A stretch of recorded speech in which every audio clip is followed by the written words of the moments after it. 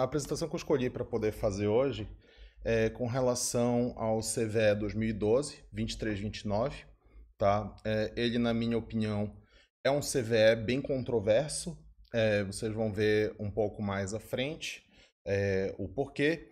E eu escolhi ele principalmente por conta do tipo de ataque, né? Que é um ataque de buffer overflow. Então eu quis aproveitar essa CVE para fazer uma explicação básica.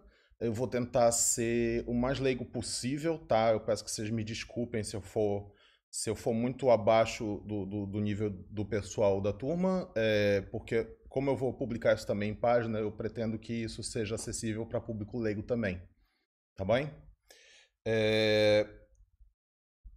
Então, vamos seguir aqui com a apresentação. Esse daqui é um overview, né, do que será apresentado, né? Eu vou dar um contexto mais ou menos sobre o CVE, faço uma explicação breve e, assim, tentativamente bem leiga sobre como funciona ataques de buffer overflow.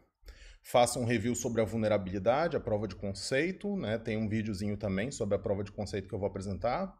E aí entra uma discussão a respeito das classificações, da classificação que foi dada. Se vocês tiverem qualquer dúvida, tá? Podem colocar aqui no chat que eu tento responder em tempo hábil, assim que eu vê-las. Então, vamos começar, tá? Essa vulnerabilidade, ela é uma vulnerabilidade de buffer overflow, certo? Ela foi descoberta pela equipe do Apache, e inclusive foi reportada pela própria equipe do Apache mesmo, tá? Ela envolve, na verdade, mais o PHP do que o Apache em si, mas ela envolve configurações onde os dois são necessários. Então, são situações de configurações onde pode ocorrer esse tipo de vulnerabilidade. E mais para frente também eu pretendo explicar o porquê. Ela tem uma divergência interessante, tá? Ela é possível de ser explorada em servidores Windows, porém ela não é possível de ser explorada em servidores Linux, certo? Então, quando o Apache Foundation enviou essa vulnerabilidade para o CVE, para poder ser registrada, vocês podem ver aqui que o vetor dela de severidade ficou em 5.0, que é uma severidade para lá de média, né? Mas, porém, posteriormente, né, foi descoberto que em servidores Windows, não só esse tipo de vulnerabilidade ocasiona o travamento da máquina, como ele é possível fazer um redirecionamento da execução. Ou seja, ela permite a execução de código remoto, né? E isso daí é o grau de severidade mais alto, que é o 10.0. Ela está até hoje classificada como 5.0, com um ataque de DOS, tá? Lá dentro do CVE. É possível fazer um worm dela, é bem tranquilo, na verdade, fazer um worm a partir dela, até mesmo porque ela tem execução de código remoto e basta ser feito um mapeamento do serviço para que você saiba, por exemplo, que o servidor tem aquela configuração vulnerável. Ou então você pode simplesmente tentar executar isso daí em todos os servidores e quem pegar o vírus pega e quem não pegar não pega, né? Que é o que normalmente o pessoal faz com esses worms de ransomware.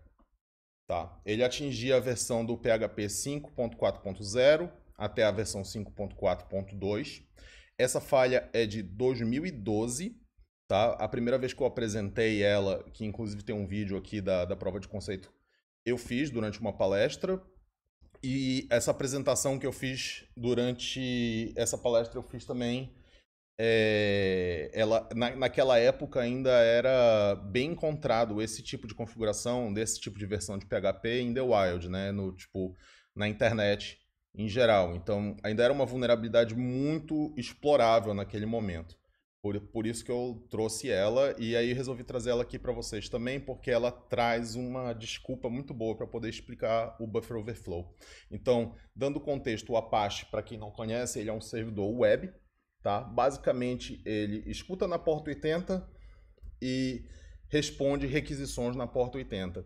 Ele tem uma funcionalidade que é funcionar em modo CGI. Essa é a funcionalidade principal que torna ele mais atraente, que significa que você pode rodar qualquer aplicação sua na máquina como se fosse uma página web, né? Ele redireciona toda a entrada daquele seu acesso no link para uma aplicação, executa aquela aplicação e aí redireciona de volta o retorno dela para fora, certo?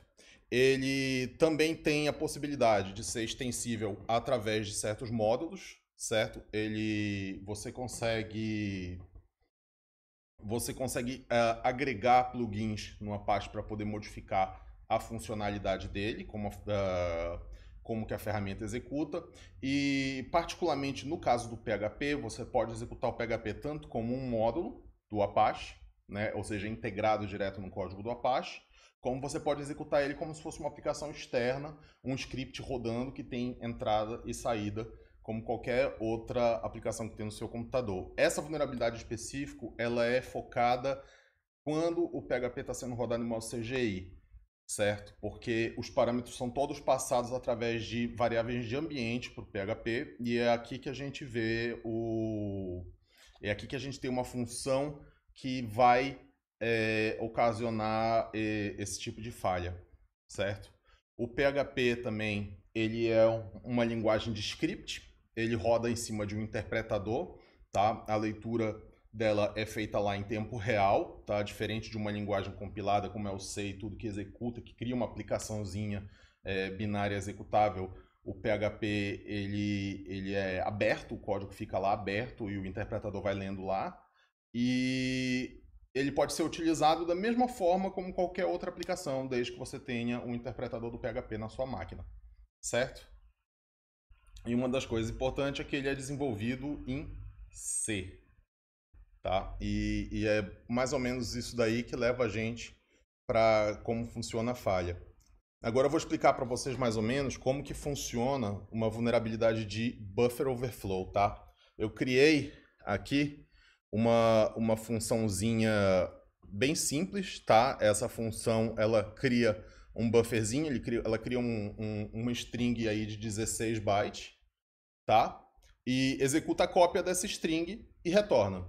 Então ela basicamente só serve para copiar uma string. Vocês vão ver que na função do PHP ela é parecida com essa função até. E aqui no main eu simplesmente estou criando um buffer grande, um texto aí de no máximo 256 caracteres, e envio ele para essa função e executo essa função, tá? Nesse caso aqui, a gente pode ocasionar um buffer overflow. Por quê? Porque a gente vê que aqui o texto é 256 caracteres e ele vai escrever numa função de 16. Tá? Então, vamos dar uma olhada mais ou menos o que começa a acontecer aqui dentro da máquina. Tá? Pensa que você é um processador e você está executando isso daqui linha por linha. E aí você chega finalmente na execução do função texto grande, aquele que está lá embaixo, certo? Quando você chega naquela execução da função texto grande, você tem que lembrar aonde você vai ter que voltar depois que você for terminar de executar ela. Ou seja, você vai ter que executar a sua função e tal, etc. E lembrar onde que está para poder voltar. Só que o processador, ele não para e espera. Ele vai lá e executa outra coisa, depois ele volta para fazer a tarefa que ele estava fazendo antes. Então, para isso, ele usa a pilha, certo? Dentro do Assembler, quando você está debugando uma ferramenta, você consegue ver essa pilha enchendo e esvaziando, enchendo e esvaziando. E é basicamente uma memória para uso temporário que o processador pode guardar treco lá. Ele vai guardando coisa, vai guardando variável. Nesse caso aqui, ele vai querer guardar onde está o pontinho, pontinho, pontinho, para poder lembrar onde que ele tem que continuar a executar depois da função. Então vamos lá. Dentro da pilha, certo? Ele cria um endereço de retorno, certo? Isso daqui é um ponteiro, é um número que aponta exatamente o processador. Eu vou voltar bem aqui. Quando eu acabar de executar essa função, eu vou ter que voltar bem aqui. Nesse ponto aqui do código, tá? Esse endereço de retorno vai apontar exatamente para aquela parte embaixo da função. Ele vai guardar também os parâmetros. Como vocês viram lá, a função ela tem um str, uma variável chamada str, que é uma string qualquer. E ele então vai guardar esse parâmetro também aqui dentro, um ponteiro para essa string qualquer, nesse caso.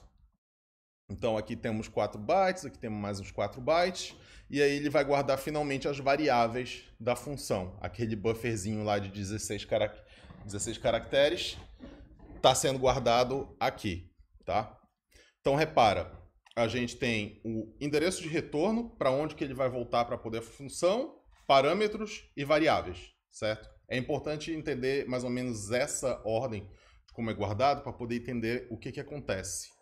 Então, o endereço de retorno ele é um ponteiro. Ele aponta aqui para esse ponto, ponto, ponto, aqui no final do código, certo? Ele está apontando para cá.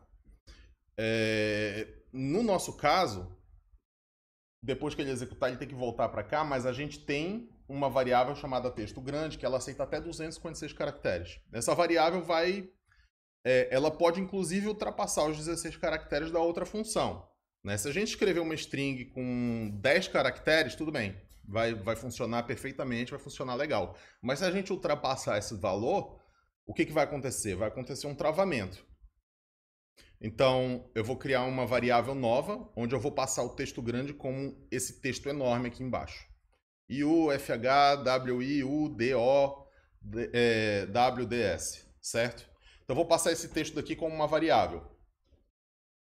Quando eu passo ele vai guardar o endereço de retorno, ele vai guardar os parâmetros e vai guardar as variáveis. Só que como a variável vai ser maior, no momento da cópia, quando ele terminar de copiar essa string que ele vai estar executando lá, ele vai vazar daqui de cima da variável, vai começar a escrever tudo aqui embaixo, vai começar a sobrescrever memória, porque o C deixa você fazer exatamente isso, né? A linguagem de máquina deixa você fazer qualquer tipo de manipulação de memória que você possa, tá?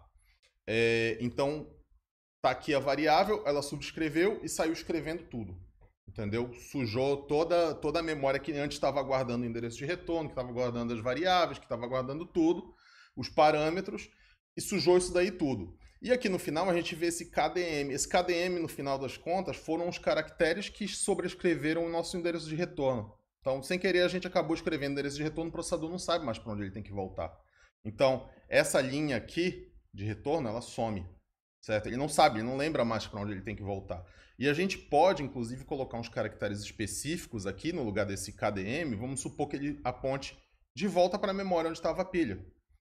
Então, se a gente está apontando aqui de volta para onde está a pilha, quando o processador terminar de executar aquela função, ele vai querer voltar para a memória que ele tinha guardado e pode ter código executável lá. Se tiver código, ele vai tentar executar. Se tiver alguma coisa não executável, vai travar tudo e vai explodir o sistema lá. Mas, essencialmente, o caso que a gente vai ver aqui é um caso quando uma pessoa maliciosa coloca um código que ele quer que o processador execute mesmo, dentro da memória. Então, a gente vai mandar, dentro da string do texto, a gente vai mandar um pedacinho de código e a região de memória que a gente tem que redirecionar. E é isso que a gente vai fazer mais para frente usando o Metasploit, tá? Agora eu vou explicar para vocês como que é a vulnerabilidade dentro do PHP, tá? Dentro do PHP, a função que executa essa vulnerabilidade é uma função de cópia de string. Essa função, ela cria um buffer de 128, né, de 128 caracteres. E aí, mais para frente, ele vai pegar e vai ler e copiar esse buffer um a um. Mas se vocês olharem esse while, esse loop aqui, ele não tem nenhuma condição de parada, né? Ele vai seguir em frente copiando enquanto tiver texto disso daí, tá? Essencialmente, essa variável que entra nele é uma variável de ambiente, tá? Só que o Apache, ele usa as variáveis de ambiente para passar os parâmetros que a gente passou para ele. Então, se a gente passar uns cabeçalhos lá no Apache, esses cabeçalhos vão virar variáveis de ambiente para esse PHP aqui, entendeu? Então, a ideia é a gente passar um cabeçalho que seja grande pra caramba, que ultrapasse esses 128 bytes. O que será que acontece nesse caso, entendeu? A função vai ler caractere a caractere fazendo uma cópia. Então, você olha aqui, ele vai somando o quê? Vai fazendo igual, fazendo igual, fazendo igual. Ou seja, ele está literalmente copiando a string, só que com exceção de que ele muda essas barrinhas por uma barra normal e ele capitaliza também o início da string. Ele faz um capitalize aqui embaixo, entendeu? Para poder fazer umas variáveis bonitinhas para o PHP de um jeito que o cara possa usar. Principalmente para headers do tipo HTTP barra, que são aqueles headers que não são padrão, tá? Então, o payload que a gente vai querer mandar, esse daqui é uma cópia do payload do Metasploit, certo? Então, se você olhar aqui, ele cria um texto aleatório de 4096, ou seja, gigante, enorme. Logo no começo desse texto, ele coloca o shellcode. Então, ele vai colocar, como eu falei para vocês, aquela coisa. A gente está colocando um código malicioso no texto da variável e logo em seguida enchendo ela para poder estourar o buffer mesmo, certo? E aí a gente envia isso daqui. Então, você olha aqui embaixo, olha, headers, HTTP, X, alguma coisa randômica aqui, e aí vai o exploit aqui dentro. Então, quando a gente está mandando esse texto maior do que 128 bytes dentro, a gente vai desviar a execução do processador. Então, vamos seguir em frente aqui para a prova de conceito. E aqui eu mostro para vocês o vídeo da palestra. Ele não está numa qualidade muito boa, tá? Porque é meio antigo. Essa palestra foi feita em 2013, né, no FISLI, no Fórum Internacional de Software Livre 14, onde eu fiz essa exemplificação. Então, eu não vi necessidade de refazer isso daí aqui de novo. Então, vou passar um pouco aqui o vídeo. No caso aqui, eu estou usando o Armitage. O Armitage, ele só é uma interface para o Metasploit Framework. Eu estou fazendo um scan de rede aqui, né, literalmente usando o Nmap para poder descobrir os computadores que estão dentro da minha rede. Então, eu faço o scan de rede, ele vai descobrir uma máquina presente lá e já descobre mais ou menos algumas portas daquela máquina. Então, agora, o que a gente precisa fazer? Né? A gente está fazendo aqui o Recon. A gente vai tentar descobrir agora qual é o sistema operacional dessa máquina, o que ela está rodando, qual o serviço que ela está rodando nessas portas, para poder saber exatamente quais seriam os possíveis vetores de ataque que a gente teria para essa máquina. Tá? Então, fazendo ainda esse scan dentro do Armitage, ele está avaliando a fingerprint do sistema operacional, ele está avaliando o sistema fingerprint do PHP, do Apache, para poder descobrir a versão dele certinho, para poder a gente saber se tem alguma vulnerabilidade que a gente pode explorar. Aí vamos aguardar um pouquinho, ele vai detectar o sistema operacional agora. Detectou que está presente o sistema Windows na máquina, ele também está detectando os serviços dela, então a gente já pode começar a rodar o exploit já tendo alguma informação. Quando a gente abre o exploit no Armitage, ele mostra desse jeito aí. Isso daí é um autodocumental do próprio exploit. Então, no próprio código do exploit tem essa documentação em cima, esse texto em cima, que explica mais ou menos como ele funciona, quais são as versões, o caso, o que você tem que fazer, e embaixo as variáveis que a gente pode alterar dentro desse exploit. A gente simplesmente aqui vai escolher qual é o arquivo PHP que está executando essa função. O nome da função é Apache Request Headers, ou seja, pegar os headers do Apache, literalmente, que vieram no request. E aí, quando ele executa, a gente sabendo o PHP que executa essa função, a gente já envia o payload. O exploit escolhido aqui, no caso, foi o Meterpreter. Ele é um exploit bem pequeno, mas ele cria um primeiro estágio que a gente pode injetar outros exploits em seguida. Ele é muito bom também para que a gente possa fazer pivoteamento, que eu vou explicar um pouquinho. Então aqui a gente já vê que a máquina foi invadida com sucesso pelo Meterpreter. E como forma de provar que é possível executar nessa máquina, a primeira coisa que eu vou fazer aqui é injetar um VNC nela, através do Meterpreter mesmo. Você manda um comando, o computador baixa o VNC Server e roda ele, tudo automático através do Meterpreter. Aqui vai ser selecionado então o VNC Server, onde ele vai abrir uma porta lá no computador. Quando ele abrir, o próprio Metasploit já vai retornar para a gente qual é a porta que ele abriu lá para que a gente possa fazer nossa conexão. Vou deixar aberto o VNC, o client nesse caso, para poder conectar com a porta, e aí a gente digita a porta que ele retornou. Então, isso daí já mostra que a gente tem a possibilidade de executar código, mexer no registro, fazer inclusive operações administrativas, no caso dessa máquina aí, e a gente pode ter acesso total aí a ela. Né? Isso daí é o que a gente chama de vulnerabilidade crítica, né? Um CVSS 10.0, no caso, a classificação desse tipo de vulnerabilidade.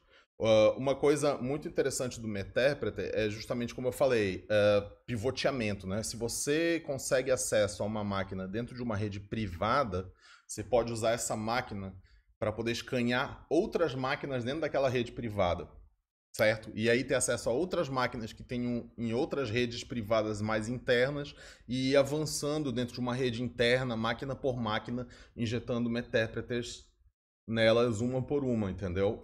Quando normalmente está vulnerável uma, está vulnerável várias dentro da rede interna, porque normalmente a atualização ela é feita em lote, né? Então, voltando aqui para a vulnerabilidade. Como eu falei para vocês, o problema aqui é que não há condição de parada para a escrita de strings, fazendo com que ele passe esse buffer aí de 128 bytes. E a remediação foi simplesmente colocar uma condição aqui para que ele possa parar, né? De fazer a cópia da string no momento que ele atinge lá um sinal que é necessariamente injetado pelo Apache. Então ele atinge lá, então ele já para e aí já não consegue mais extrapolar aquele buffer. Eu queria falar também um pouco com vocês agora com relação à classificação dele, tá? Isso daí é o vetor que foi dado para ele. Esse vetor foi dado pela NIST, né? Mas na verdade ele veio com um reporte de segurança que veio da Apache. Então o Apache enviou esse vetor de classificação para a NIST e dentro disso eles já fizeram a análise pronta, que é o que está no CVE Database até hoje. Você vê que o vetor de ataque aqui está dado como network, certo? É isso que significa o AVN, ou seja, o ataque pode ser feito de forma remota, você não precisa estar na mesma rede, nem local na máquina para poder fazer. A facilidade dele é bem tranquila, ou seja, é low, certo? Então ele é um ataque que você consegue simplesmente executando um programa, como o que eu fiz agora, executei com Metasploit, e ele tem uma consistência alta, tá? Essa facilidade de execução, ela é uma análise da consistência daquele seu ataque. Se você tem um ataque, por exemplo, que de 10 tentativas funciona uma, então você já tem uma dificuldade maior de execução e aí esse valor no vetor executa, mas esse é 100% consistente. Você não precisa ter acesso nenhum, né, na máquina, você só precisa saber qual o arquivo PHP que está executando aquela função vulnerável. E aqui é que as coisas ficaram um pouco diferentes, certo? Esse aqui é o tripé da segurança, certo? O CIA. Significa que não existe danos à confidencialidade, não existe danos à integridade do servidor e apenas existe danos em cima do availability, da disponibilidade do servidor. E foi assim que foi classificado ela. Por quê? Porque isso havia sido testado no Red Hat Linux, né? E o Red Hat Linux ele tem um protetor de memória. E quando você compila também para o Linux em geral, você deixa ativado a flag de proteção de memória. Ou seja, ele não deixa o processador executar código que está numa região que foi separada para colocar uma variável, por exemplo, né? Ele não deixa o processador ir lá e executar código na pilha.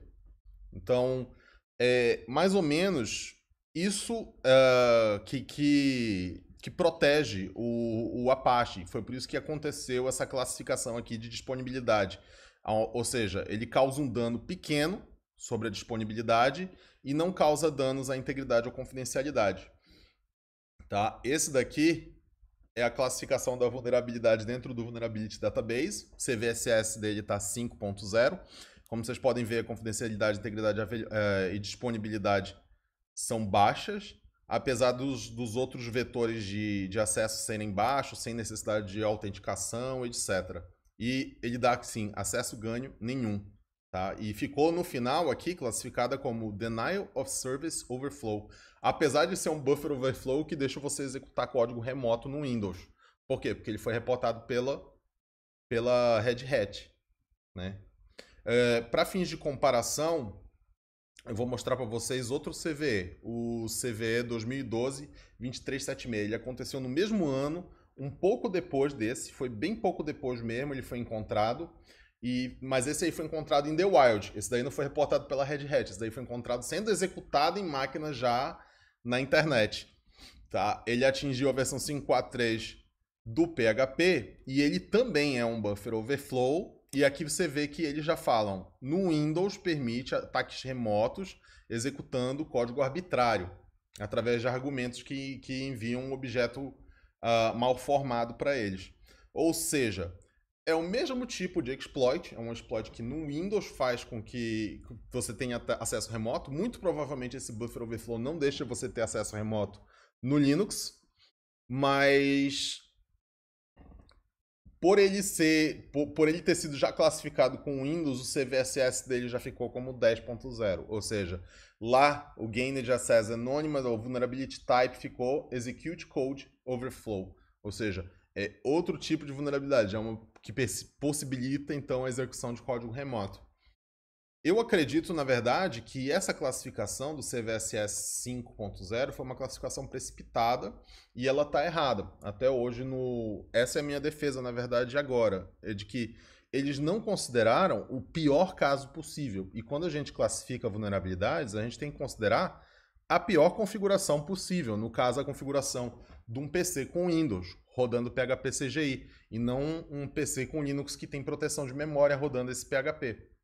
Então, isso faria com que automaticamente as nossas barras de confidencialidade, integridade e disponibilidade fossem ao máximo, ou seja, fossem classificação de atingir high, de ficar grande, e aí alterando aqui a nossa classificação, que é a que eu acredito seja a classificação correta para esse buffer overflow, tá? Aqui em seguida eu tenho as referências e eu abro um espaço também para as dúvidas de vocês, caso vocês queiram falar alguma coisa.